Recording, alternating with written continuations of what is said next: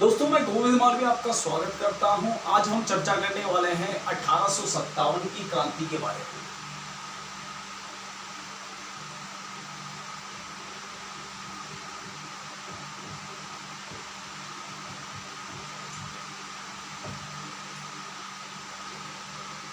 शुरुआत करने से पहले मैं कुछ चीजों की चर्चा आपसे चाहता हूं।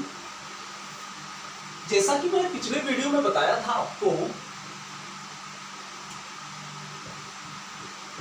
मराठा छत्रपति थे सबसे पहले,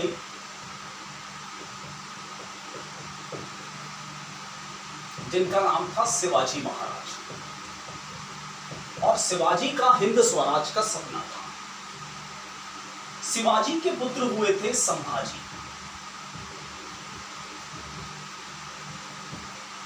जिसने स्वराज के लिए अपनी जान दे दी। संभाजी से छोटे भाई थे राजा राम। पिछले वीडियो में ये सारी बातें मैंने डिस्कस कर ली थी। शाहू औरंगजेब की कैद में था, इसलिए राजा राम ने उनके प्रतिनिधि के तौर पर छत्रपति पद संभाले रखा। राजा राम के बाद में उनकी विधवा ताराबाई ने शिवाराजे यानी शिवाजी द्वितीय को छत्रपति बनाया। शाहू को औरंगजेब की कैद से आजाद कर दिया गया उनके बेटे आजम खान द्वारा। उन्होंने छत्रपति पद मांगा, लेकिन ताराबाई ने देने से मना कर दिया। इसलिए शाहू ने अपना पेशवा चुना,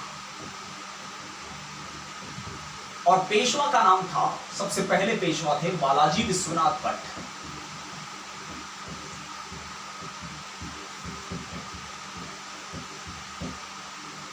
अगर आपने मेरा पिछला वीडियो नहीं देखा है तो कृपया मैं गुजारिश करूंगा कि वो वीडियो देखिएगा, आपको पैरेलल सब कुछ समझ में आ जाएगा। बालाजी विश्वनाथ भट्ट के पुत्र थे बाजीराव प्रथम, बाजीराव बल्लाळ भट्ट,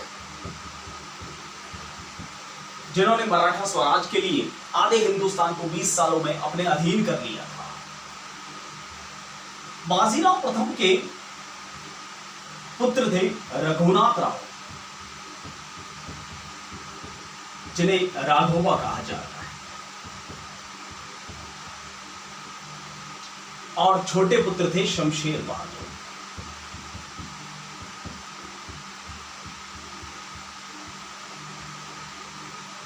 नेक्स्ट पेशवा बनाया गया शाहू जी महाराज द्वारा बालाजी बाजीराव को।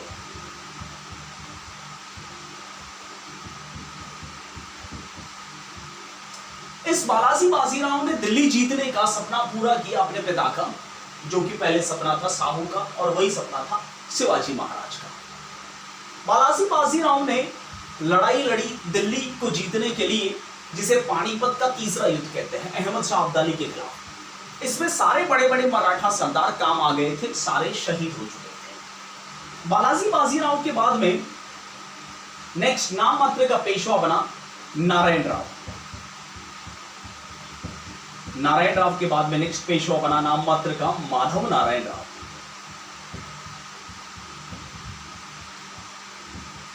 और उसके बाद में नाम मात्र का पेशवा बना बाजीराव द्वितीय।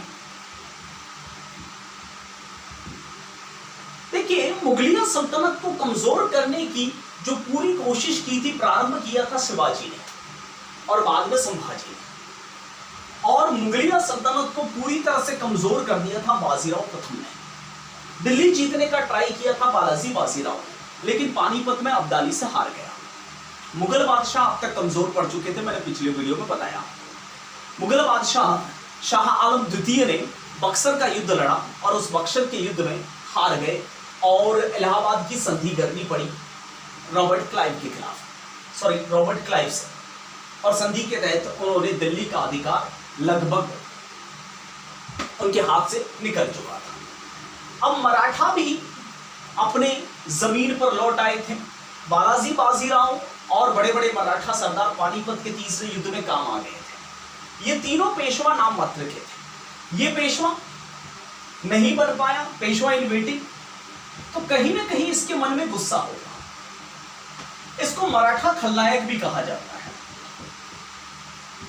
यहां से इस टॉपिक को हम पकड़ते हैं। देखिए, अब तक भारत में ईस्ट इंडिया कंपनी अपनी पकड़ मजबूत बना चुकी थी, और ईस्ट इंडिया कंपनी अगर भारत में शासन कर रही है तो सारे नियम कायदे किसके होंगे? कंपनी के। कहां से बनेंगे कानून? लंदन से। तो हुआ यूं कि पेशवा बाजीराव द्वितीय के कोई संतान नहीं थी। वे कानपुर के होलकर खानदान से नाना साहेब को गोद लेना चाहते थे।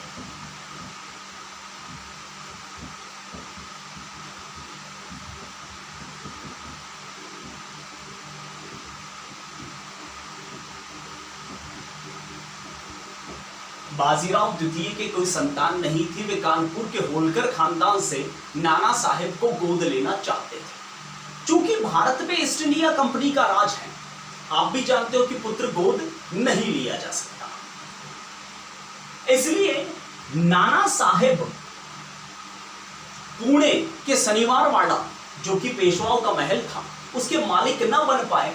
इसलिए इस मराठा खलनायक ने शिकायत की ब्रिटिश सेनापति चार्ल्स नेपियर से, और नेपियर ने सीधा सा कानून का हवाला देकर बाजीराव द्वितीय से कहा कि आप पुत्र गोद नहीं ले सकते, यह ब्रिटिश कानून है। और इस कानून के तहत इन्हें गोद लेने नहीं दिया गया नाना साहेब को, और नाना साहेब को उनके कानपुर के पास बिठूर गांव में वापस भेज दिया गया। पहले कहा कि आपको शनिवार वाड़े की पेंशन मिलेगी, बाद में वो पेंशन भी बंद कर ली गई। तो क्या नाना साहेब को केस करना चाहिए? बिल्कुल करना चाहिए, क्योंकि उनकी प्रॉपर्टी हाथ से निकली। क्या वो केस जीत पाएंगे? कैसे जीत पाएंगे? ब्रिटिश सरकार के हक में कानून बना है। तो नाना साहेब क्या करेंगे? क्रांति की योजना तैयार करेंगे। समझ गए?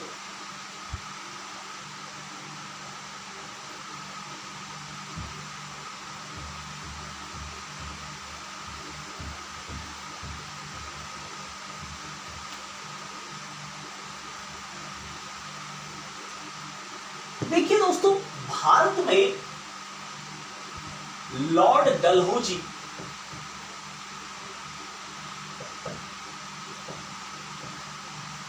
के नेतृत्व में एक कानून बना था। अलग मौर्य लॉर्ड डलहौजी के नेतृत्व में एक कानून बना था।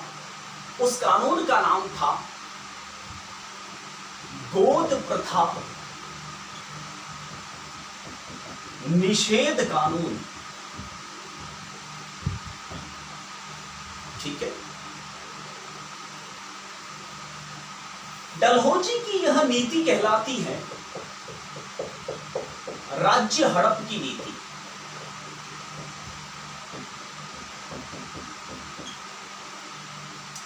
इस नीति के तहत वो दो तरह से राज्य को हड़पता था।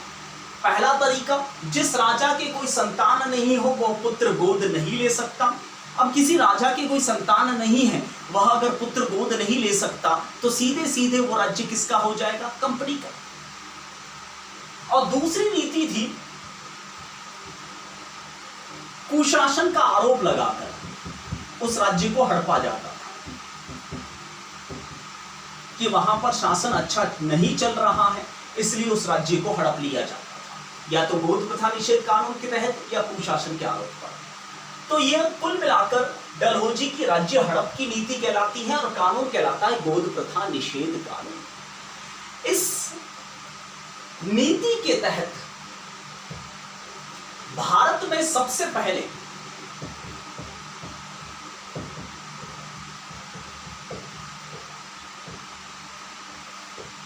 हड़पी गई रियासतें इस प्रकार से थी। सबसे पहली हड़पी गई थी रियासत, वो थी सातारा। सातारा महाराष्ट्र। सवाल पूछा जा सकता है, हम 1857 की क्रांति तो पढ़ लेते हैं, लेकिन एग्जामिनेशन बोर्ड को भी पता है कि कहां कहां कैसे कैसे क्रांति हुई, ये सबको आता है, लेकिन वो कहीं ना कहीं ऐसे टॉपिकों में उलझाने की कोशिश करता है। इसलिए यहां से थोड़ा सा अलर्ट रहिएगा, और कई बार उलझाया भी जा चुका है। उसके बाद में रियासत हड़पी गई थी जेतपुर, फिर बघाट, फिर झांसी। चौथी रियासत हड़पी गई थी झांसी, उत्तर प्रदेश में। छठी रियासत जो हड़पी गई थी वह थी पूना, महाराष्ट्र। और आप जानते हो, अभी अभी मैं बता चुका हूं, पूना में कौन थे? पेशवा। और पेशवा बाजीराव द्वितीय की कोई संतान नहीं थी, वे नाना साहेब को गोद लेना चाहते थे। इस कानून के तहत उनकी रियासत हड़प ली गई, ठीक है। और झांसी में भी आप जानते हो कि रानी लक्ष्मीबाई अपने पुत्र को गोद लेना चाहती थी, लेकिन वहां पर भी ऐसा ही हुआ था। तो या तो महत्वपूर्ण रियासतें आपसे पूछी जा सकती हैं, या फिर पहली रियासत पूछी जा सकती है जो इस कानून के तहत हड़पी गई थी। अभी अभी मैंने कुछ देर पहले आपसे कहा कि नाना साहेब की रियासत हड़पी गई है, तो क्या उन्हें केस करना चाहिए? और अगर वो केस करेंगे तो क्या केस जीत पाएंगे? नहीं।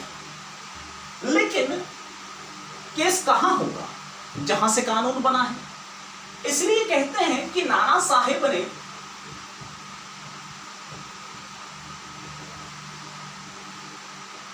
अपने 2 वकील भेजे थे। एक वकील का नाम था अजीमुल्ला खान, कानूनी सलाहकार, और दूसरे वकील का नाम था मोहम्मद इसरार अली। इन दोनों को लंदन भेजा गया था। ये दोनों कानूनी सलाहकार थे नाना साहेब के। इन दोनों को लंदन भेजा गया था। इसलिए कुछ इतिहासकार कयास लगाते हैं कि क्रांति की योजना लंदन में तैयार की गई इन दोनों के द्वारा, ठीक है। कुछ इतिहासकार मानते हैं कि क्रांति की योजना कानपुर में तैयार की गई थी, कानपुर के पास बिठुर गांव में।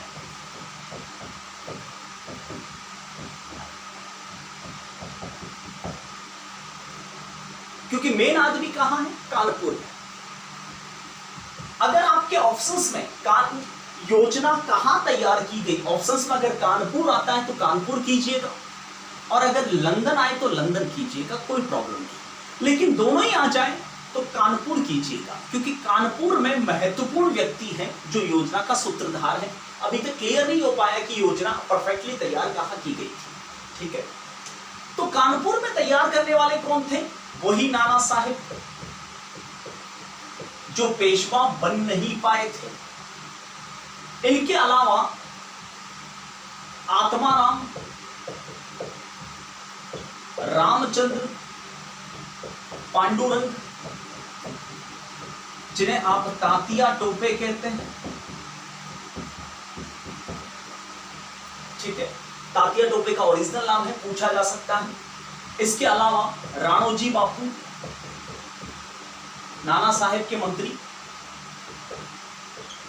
इसके अलावा मोहम्मद इसरार अली और अजीमुल्ला खान। एक और थे जिनका नाम था मोरोपंत पिंगले। ये मोरोपंत पिंगले जो थे वह लक्ष्मीबाई के पिता थे, रानी लक्ष्मीबाई के पिता।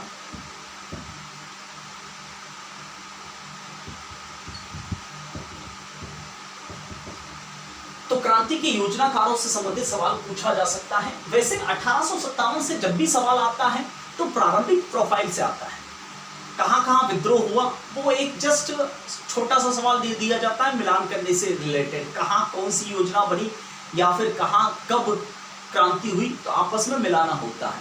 कहां क्रांति में कौन सा अंग्रेज अधिकारी था या कौन सा क्रांतिकारी था, वो मिलान करने से रिलेटेड आ जाता है। तो वो मैं आपको डायग्राम में बता दूंगा और वो पुस्तकों में भी लिखा हुआ है। लेकिन मेन चीज ये है जिसको समझना बहुत जरूरी है। देखिए, इन सब ने योजना तैयार की थी। योजना के अनुसार क्रांति की शुरुआत होनी थी मेरठ से।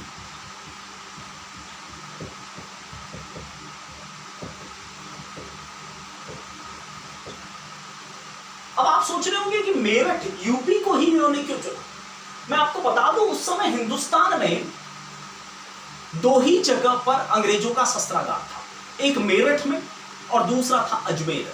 2 जगह उनका हथियार खाना था। एक छोटी सी बात मैं आपको बता दूं, यहां मेरा पर्सनल व्यू जो क्रांति को समझने में आपको काफी मददगार साबित होगा, और वो बात यह है कि अगर आप ये सोचते हो कि हिंदुस्तान में सबसे ज्यादा देश प्रेमी हुए हैं तो गलत सोच रहे हैं।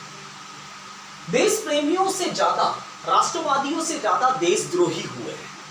इसलिए 1857 इसलिए महत्वपूर्ण नहीं है कि कहां कब कैसे क्रांति हुई या किस की क्रांतिकारी कौन था। इससे ज्यादा महत्वपूर्ण है कि किस किसने देश के साथ में बगावत की। इसलिए उन विलेन पर फोकस करना सबसे ज्यादा जरूरी है, ठीक है। और जब भी सवाल आते हैं विलन से रिलेटेड आते हैं, देखिए मैंने क्या कहा था, जीके हम पढ़ रहे हैं और जीके मतलब महत्वपूर्ण। यहां महत्वपूर्ण कौन है, क्रांतिकारी ज्यादा महत्वपूर्ण है या देशद्रोही? देशद्रोही। इसलिए फोकस देशद्रोहियों पर मेरा यहां ज्यादा रहेगा। इसका मतलब यह नहीं कि मैं क्रांतिकारियों पर फोकस नहीं करने वाला, लेकिन देशद्रोहियों पर भी होगा फोकस, जो एग्जामिनेशन बोर्ड अक्सर पूछता रहता है, ठीक है। और देशद्रोहियों पर कोई किताबें फोकस नहीं करती, ठीक है। देखिए एक और बात बता दूं मैं आपको, अंग्रेज थे कितने, ब्रिटिश थे कितने, मुट्ठी भर, फिर भी हिंदुस्तान पर हुकूमत करते थे। क्यों? क्योंकि हिंदुस्तान में देशद्रोहियों की तादाद ज्यादा थी, ठीक है। इसलिए क्रांतिकारी चाहते थे कि मेरठ को सबसे पहले अगर उड़ा दिया जाए तो अंग्रेजों की आधी कमर तो वैसे ही टूट जाएगी। वो है कितने, मुट्ठी पर। इसलिए उन्होंने मेरठ को चुना था और दिनांक तय की गई थी 31 मई 1857 दिनांक तय की गई थी, जो मेरठ से आरंभ हो रही थी। आपने भी पढ़ा होगा, क्रांति के प्रतीक जो माने जाते हैं रोटी और कमल, क्यों माने जाते हैं? क्योंकि सब गांव गांव में रोटी भिजवाई गई थी और जितनी भी सैनिक छावनियां थी, 565 सैनिक छावनियां हिंदुस्तान में, वहां कमल भिजवाया गया था ताकि एक साथ सब जगह क्रांति हो और ये अंग्रेज उसे दबा ना पाए। और सब जगह एक ही काम था इनके प्लान में कि सब जगह अंग्रेजों के खिलाफ एक बगावत करनी है, छावनियों को आग लगानी है, अंग्रेजों का माल लूटना है और अंग्रेज अधिकारियों को मारते हुए दिल्ली पहुंचना है। इसलिए क्रांति का नारा भी था, चलो दिल्ली मारो फिरंगी।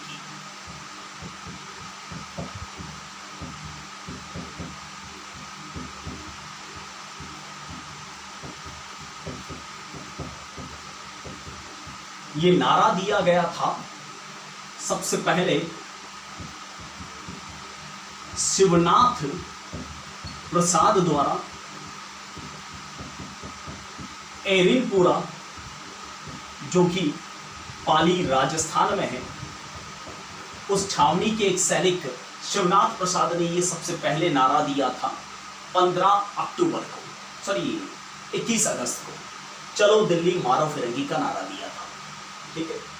लेकिन आप जानते हो क्रांति की योजना थी 31 मई 1857 को आरंभ होनी थी, लेकिन समय से पहले आपके फेवरेट मंगल ने अमंगल कर दिया। कैसे किया?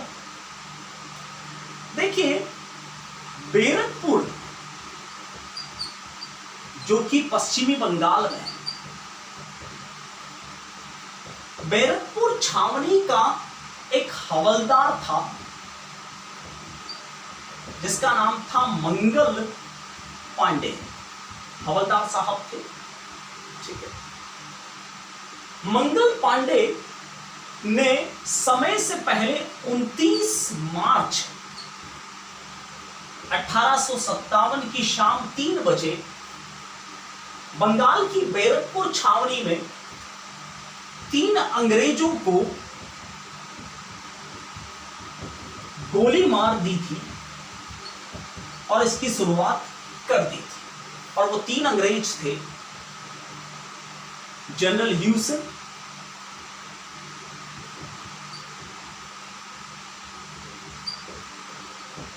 कैप्टन वागन और तीसरा कोई और था जिसका नाम इतिहास में दर्ज नहीं। 3 अंग्रेजों को गोली मारी थी मंगल पांडे ने। अब मंगल ने गोली क्यों मारी उसकी भी वजह सुनिए। भारत में पहले बंदूकें आया करती थी ब्राउन स्पैन, अब उसकी जगह एनफील्ड राइफल्स आने लगी और एनफील्ड राइफल्स में गोली भरी जाती थी। जो कारतूस होते थे उस कारतूसों के अंदर गाय और सूअर की चर्बी का इस्तेमाल होता था।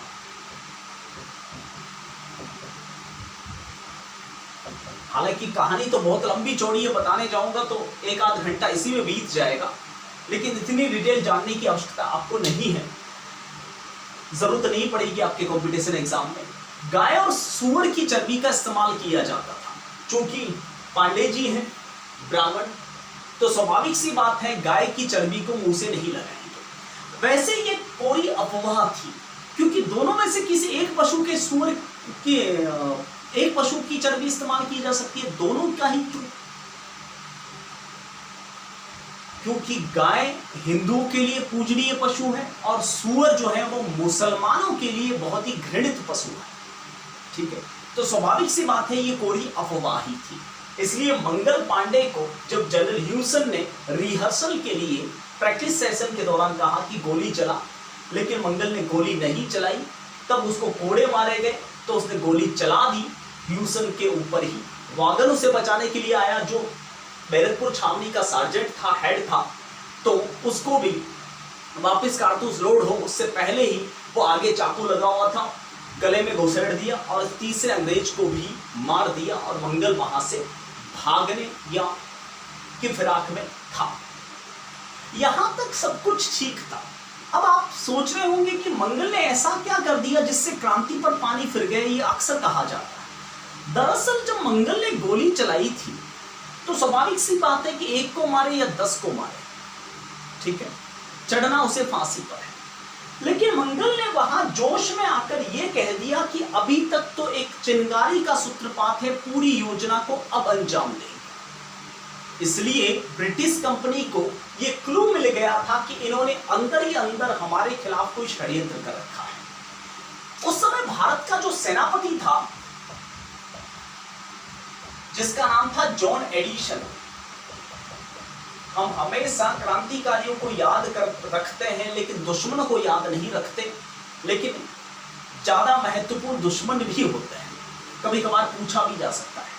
भारत का सेनापति था जॉन एडिसन, और आप भी जानते हो कि उस समय हिंदुस्तान में अंग्रेजों के पास टेलीग्राफ था, आम भारतीयों के पास में नहीं था। जॉन एडिसन ने सारी छावनियों में टेलीग्राफ भेजकर अलर्ट कर दिया था, इसलिए क्रांति पर पानी फिरा।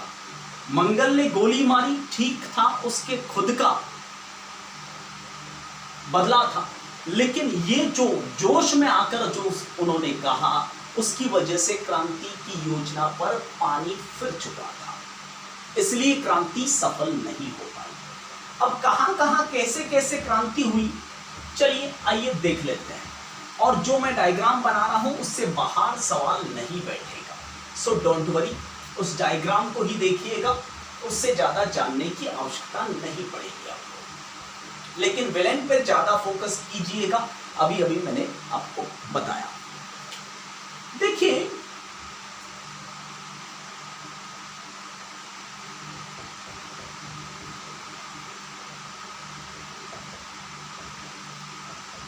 क्रांति का स्थल, क्रांतिकारी,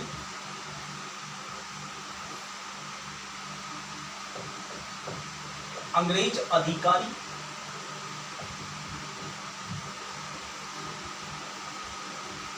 अंग्रेज सहयोगी। इसके लिए मुझे चमचा शब्द लिखना बड़ा मजा आता है, अंग्रेजों का चमचा अच्छा नहीं लगेगा, चलो एक बार देख लेते हैं। वैसे लिख ही लेना चाहिए मुझे चमचा, जिन्होंने हिंदुस्तान के खिलाफ गद्दारी की उस समय। देखिए, हम अक्सर कहते हैं कि क्रांति की शुरुआत सबसे पहले बैरकपुर से हुई थी। जी नहीं, सबसे पहले हुई थी बहावलपुर से। बहावलपुर यूपी के अंदर हुई थी यह 8 फरवरी को। 8 फरवरी को वहां की एक सैनिक टुकड़ी ने, पैदल नेटिव इन्फेंट्री ने वहां पर चर्बी वाले कारतूसों का सबसे पहले विरोध किया था।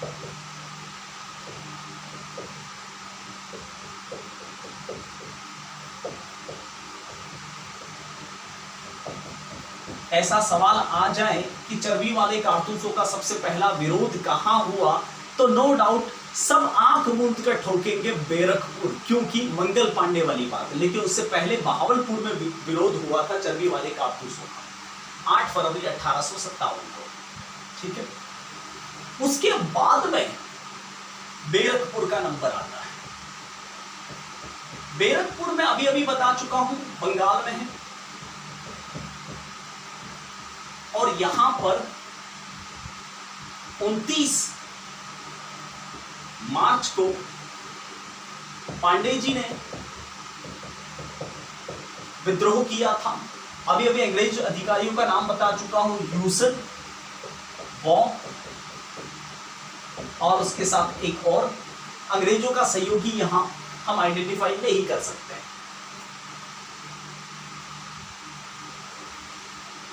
उसके बाद विद्रोह हुआ था दिल्ली में, सॉरी मेरठ में।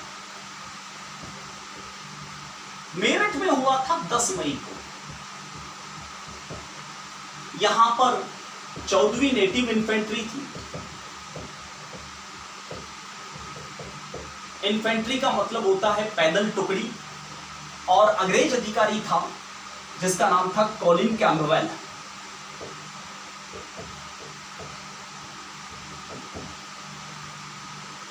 यहां गोरखा रेजिमेंट लेकर आया था, और गोरखा रेजिमेंट की सहायता से यहां विद्रोह दबाया गया था। यानी गोरखा रेजिमेंट अंग्रेजों की यहां चमचागिरी कर रही थी, ठीक है। और मैं आपको बता दूं, ये कॉलिन कैम्पबेल जॉन एडिसन के तुरंत बाद में भारत का सेनापति बना था, उसी समय लगभग 10 मई के आसपास। यानी क्रांति के दौरान ही भारत का सेनापति बदल चुका था कॉलिन कैम्पबेल, लेकिन क्रांति की शुरुआत में जॉन एडिसन था, ठीक है। उसके बाद में क्रांति हुई थी दिल्ली में, और दिल्ली में हुई थी लगभग 11-12 मई को। यही मेरठ के सैनिक वहां पहुंचे थे, और क्रांतिकारियों का नेतृत्व किया था बहादुर शाह जफर ने। अंतिम मुगल बादशाह, जिनको बाद में रंगून जेल भेज दिया गया था, और उनके साथ थे जफर बख्त। अंग्रेज अधिकारी थे जॉन एडिसन, निकलसन, हडसन और कैप्टन बिलोवी। क्रांतिकारियों को काट काट के यमुना में फेंका गया था, और यहां पर भी गोरखा रेजिमेंट ही विलेन बनी रही। और साथ साथ में बीकानेर रियासत के महाराजा ने क्रांतिकारी के खिलाफ अंग्रेजों का साथ दिया था। बीकानेर के महाराजा थे उस समय सरदार सिंह जी। राजपूतों ने काफी हद तक अंग्रेजों की पिट्ठूगिरी की थी 1857 में, पूछी जा सकती है, ठीक है। उसके बाद में विद्रोह हुआ था लखनऊ में 4 जून को, उत्तर प्रदेश के लखनऊ में। यहां पर क्रांतिकारियों का नेतृत्व किया था बेगम हजरत महल ने, और साथ में उनके सेनापति कादिर खान। अंग्रेज अधिकारी था यहां पर भी कॉलिन कैम्पबेल। ये कैम्पबेल काफी विलेन बन रहा है, देख लीजिए। और यहां पर भी वही गोरखा रेजिमेंट, और राजस्थान के एक वीर सपूत राजपूत, आमेर रियासत के यानी जयपुर के महाराजा सवाई राम सिंह ने अंग्रेजों की सहायता की थी। उसके बाद में हुआ था झांसी में, उत्तर प्रदेश झांसी। यहां पर भी 4 जून को क्रांति हुई थी। नेतृत्व किया था रानी लक्ष्मीबाई ने।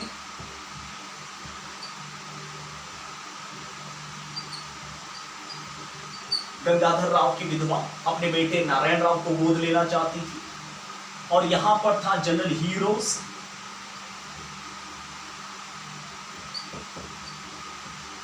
और अंग्रेजों की चमचागिरी कर रहा था जयाजीराव सिंधिया।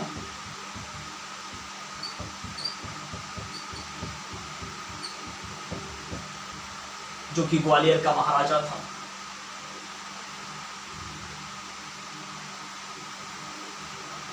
उसके बाद में अगर क्रम से देखा जाए तो फिर कानपुर में हुआ था विद्रोह, यूपी।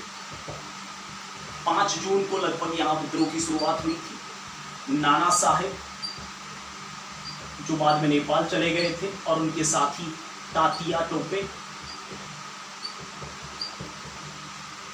अंग्रेज अधिकारी वही William Colin Campbell,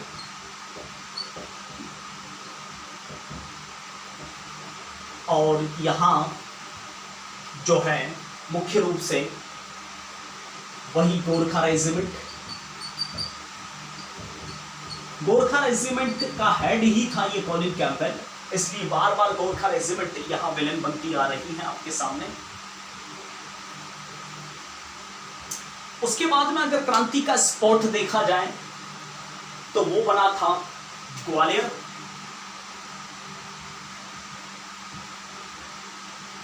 Madhya Pradesh में, और यहां पर तातिया टोपे ने विद्रोह किया था,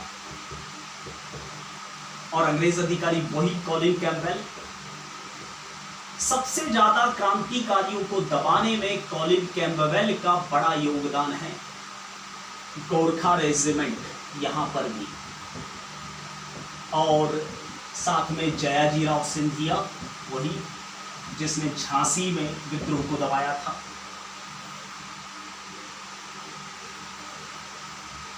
तो ये है क्रांति के प्रमुख स्पॉट। मुझे नहीं लगता कि इससे ज्यादा आपसे कभी पूछे भी जाएंगे। फिलहाल के लिए इतना ही, आपसे विदा लेते हैं। जय हिंद, वंदे मातरम।